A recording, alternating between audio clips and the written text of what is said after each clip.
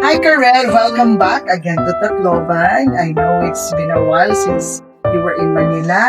Kumusta? I feel pressured po, pero laban. And I think I'll be flying po tomorrow back to Manila because the coronation will be around May. So matagal pa. Guys, we'll be doing further procedures kay Karel. Now, ang gagawin namin, first to enhance the lips para medyo mag-plump and volumize. And at the same time, I would like to add up on the chin.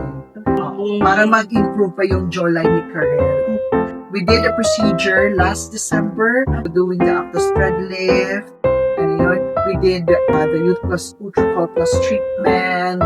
Kaya ang laki na in-improve. But at the same time, we did also scar revision. Karel had also several sessions of dermablade, and we also did P and nucleotide injections into your skull. Look at Karel right now, even without makeup. Ano yung napi-feel mo? I feel beautiful. And at the same time, poreless. Yes. Yes po. My skin. It's glassy. Better. Glassy na ba? Yun.